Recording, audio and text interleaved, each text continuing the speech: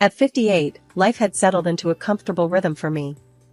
My days were filled with the simple pleasures of home life and long, leisurely walks with my husband, Tom, who had recently retired. Our son, Danny, had grown into a man of 30, married to Clara, a woman with whom my relationship could best be described as strained. Despite the friction, I held out hope that time would mend whatever rift lay between us.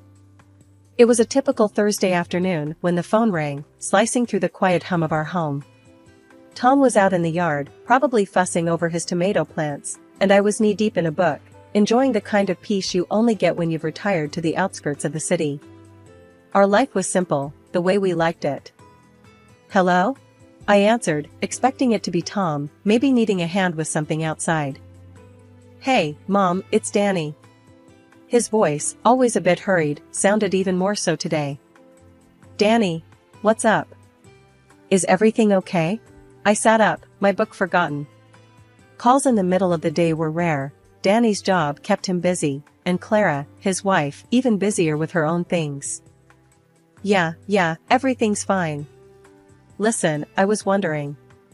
Clara and I are getting our place renovated, and it's turning into a bigger mess than we thought. Can we crash with you and Dad for a bit?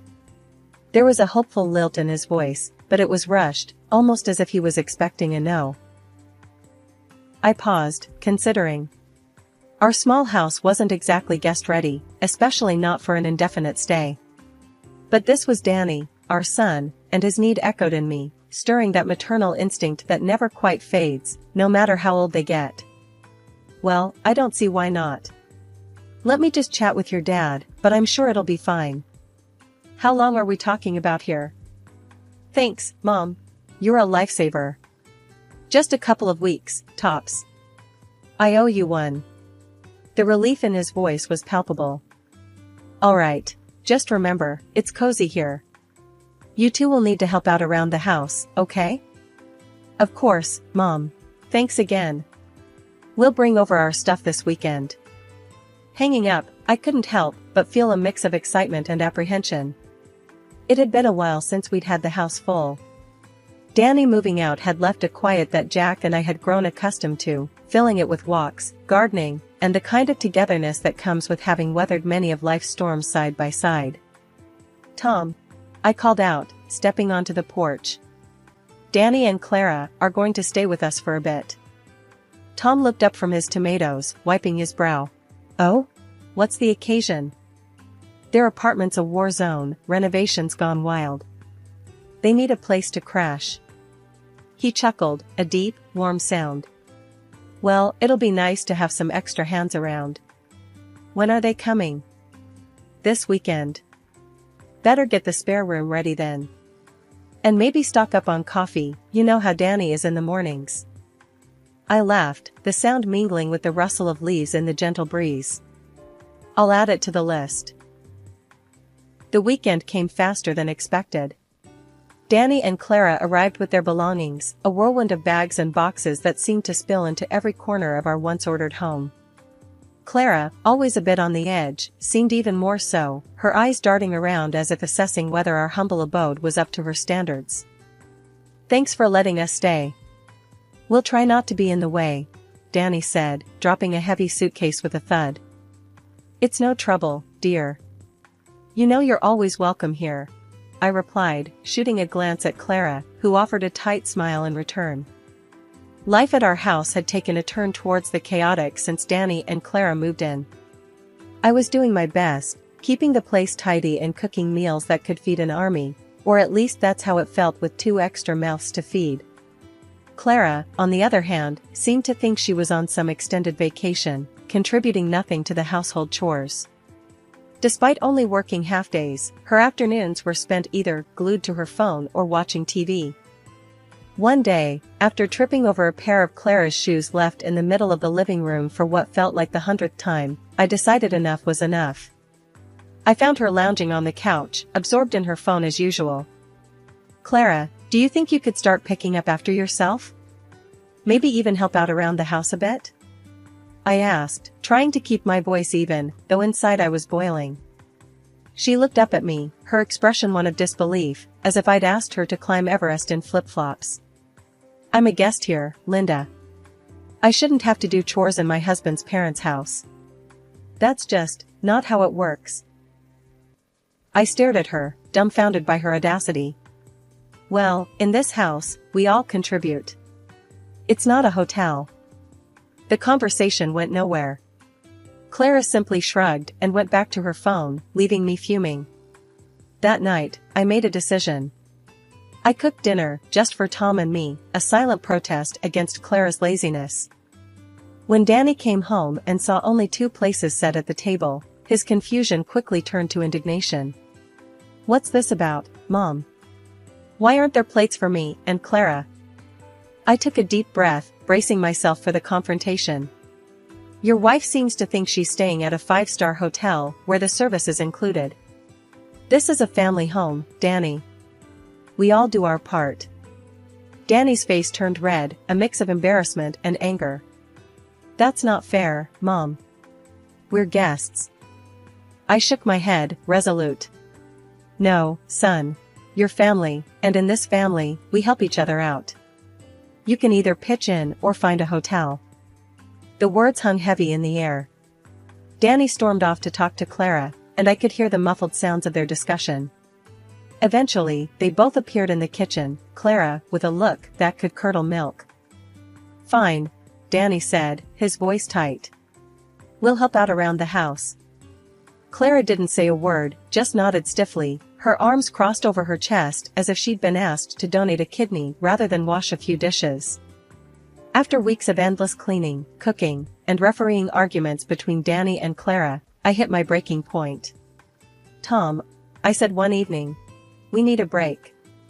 How about we book that hotel by the ocean you've always talked about? Tom, looking as worn out as I felt, didn't hesitate. Let's do it. We deserve some peace. Breaking the news to Danny and Clara didn't go as smoothly as booking the hotel had. You're going on a vacation? Danny asked, disbelief coloring his tone. Why? You're always at home. I bristled at his response, the insinuation that my days were leisurely enough as it was. Even people who stay at home need a break, Danny. Especially with the extra workload we've had. Danny's next words floored me. Instead of wasting money on a holiday, you could help us out more. We need new furniture for the apartment. I stared at him, speechless. This was the boy I'd raised, who I'd poured my heart and soul into. I can't believe you're saying this. Your father and I are going, and that's final. Our trip was a balm for our weary souls. The ocean's roar, the sunsets, long walks on the beach, all of it reminded Tom and me of the world beyond our doorstep, beyond the daily grind. Returning home, however, was like stepping into a disaster zone. Pizza boxes towered like skyscrapers on the kitchen counter, empty bottles clinked together on the floor, and a general layer of dust and disarray covered everything. It looked like a tornado had swept through, deciding to make our living room its final resting place. Danny, Clara, I called out, my voice echoing through the chaos. They emerged, looking sheepish and a bit caught off guard by our early return. Why didn't you clean up? You knew we were coming back today, I asked, struggling to keep my voice level. Clara shrugged, her indifference like a slap in the face. No one pays me to clean up around here. Tom and I exchanged glances, both of us teetering on the edge of losing our cool. This is not a hotel, and you're not guests.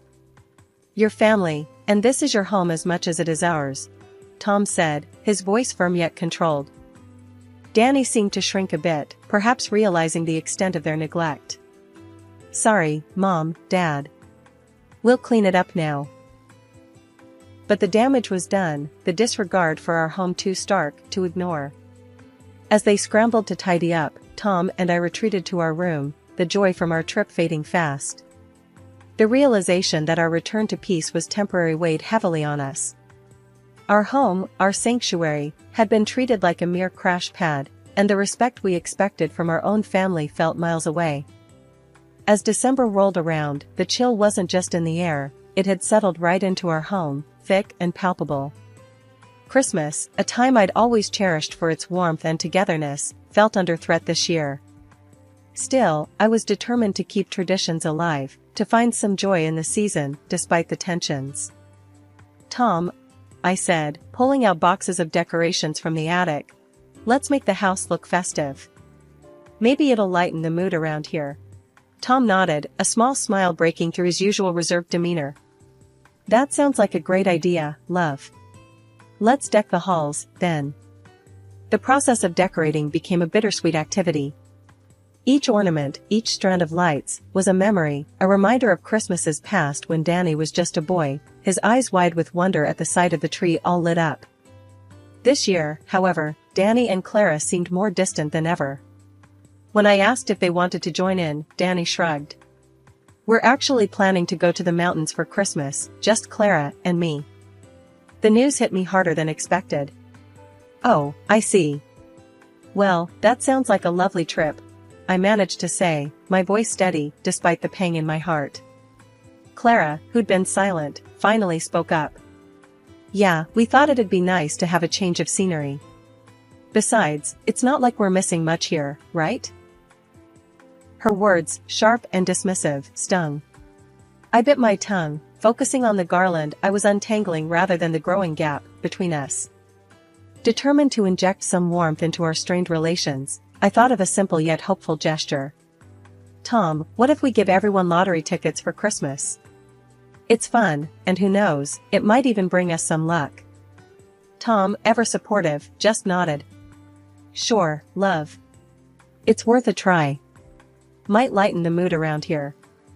When Christmas Eve came around, I carefully wrapped the tickets in festive paper, hoping to see a spark of excitement or at least a smile from Danny and Clara. The moment of truth arrived as we sat around the living room, the air filled with the mixed scents of pine and the cinnamon from the cookies I baked. "Here you go, everyone. A little something for fun," I said, handing out the envelopes with a hopeful smile. Danny took his with a puzzled look, but it was Clara's reaction that left me stunned.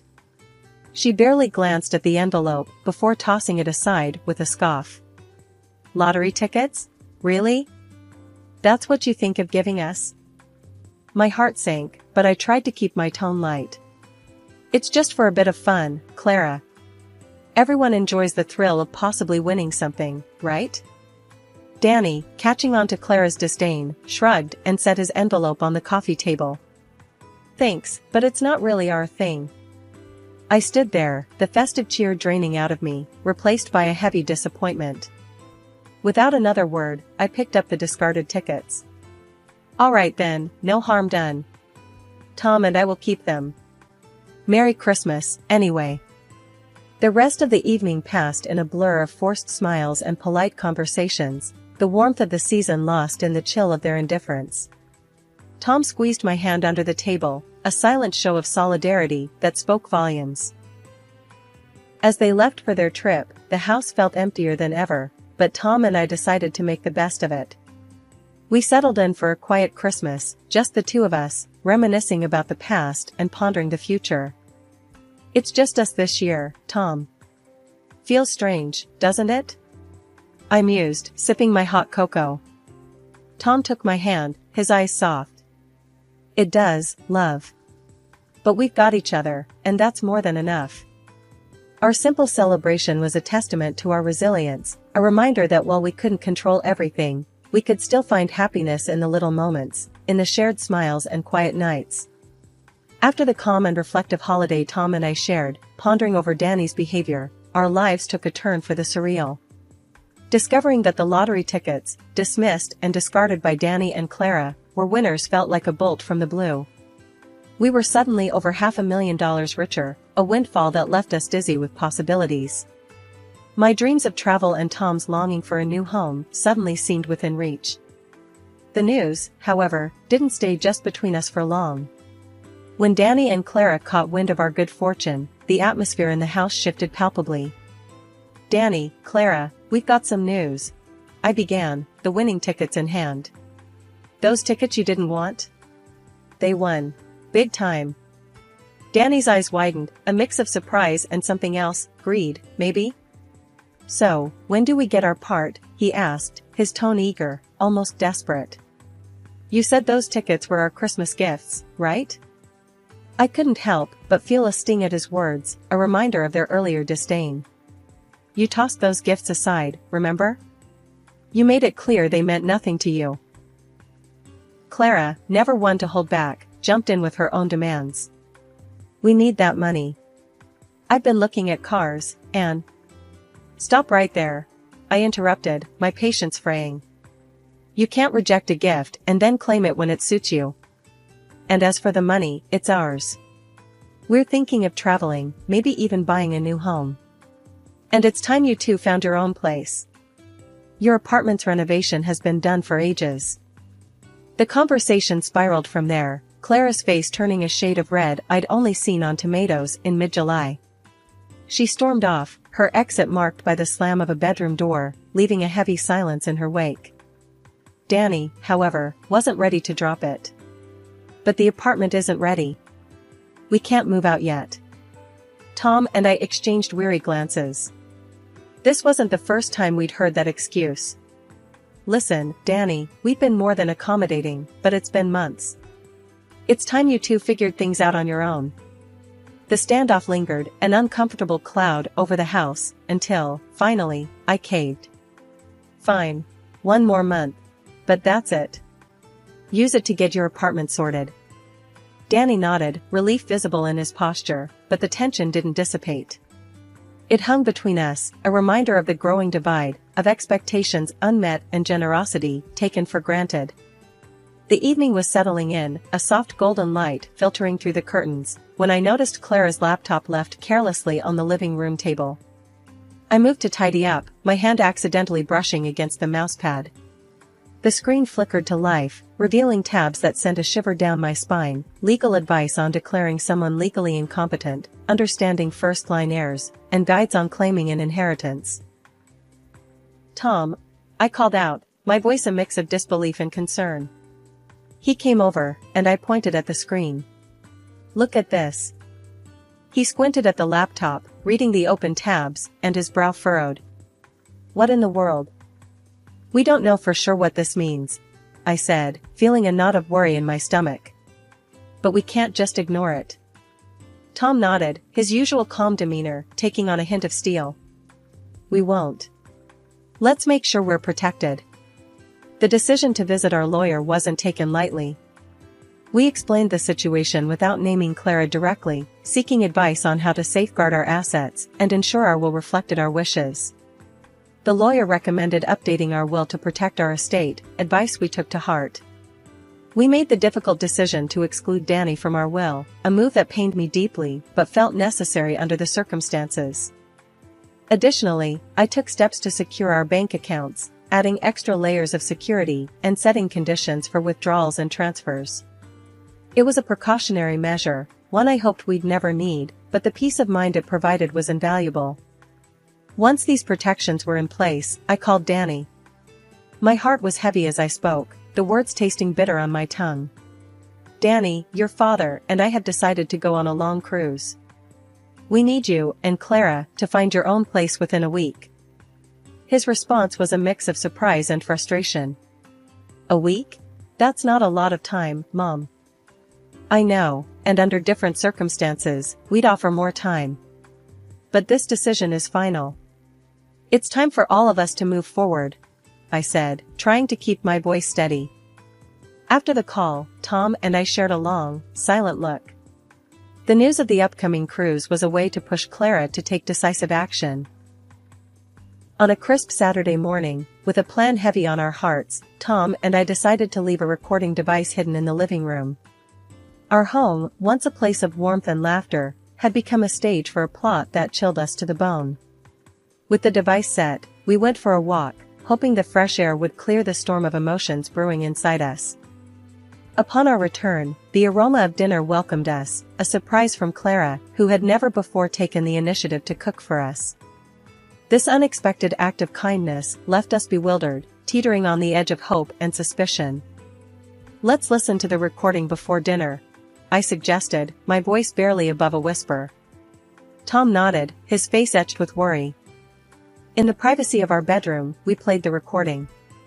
The voices of our son and Clara filled the room, unveiling a plan so dark it felt like a punch to the gut. Clara, with her knowledge from working in a psychiatric center, detailed how they could use certain drugs to incapacitate us, with the end goal of declaring us legally incompetent and seizing control of our assets. Hearing Danny's hesitant agreement was a betrayal that cut deeper than Clara's scheming. Our own son, complicit in a plan that would rob us of our freedom and our life's work. The recording ended, and silence engulfed us, a silence heavy with the weight of shattered trust. Tom reached for my hand, his grip firm, a silent vow that we would face this together. "We can't confront them directly," I said, my mind racing. "We need to be smart, to protect ourselves and expose their plot without putting ourselves in danger." Tom agreed, his jaw set. "We'll play along for now, but we're taking steps to secure our safety and our assets. They won't know what hit them." The decision to act as if nothing had changed was one of the hardest I've ever made. To sit at the dinner table, sharing a meal Clara had prepared, knowing her intentions, required a strength I didn't know I had. We thanked her for the dinner, exchanging pleasantries while a storm raged within us. Our son, our flesh and blood, had been drawn into a scheme against us, and we were determined to find a way to reach him, to remind him of the values we had tried to instill in him. As we laid our plans, Tom and I knew the road ahead would be fraught with challenges. But together, we were resolved to navigate it with grace, to emerge not just unscathed but stronger. After the harrowing discovery and the tense days that followed, Tom and I decided to handle the situation with as much grace and caution as we could muster. We played along with Clara's plan, pretending that the effects of the supposed drugs had taken hold.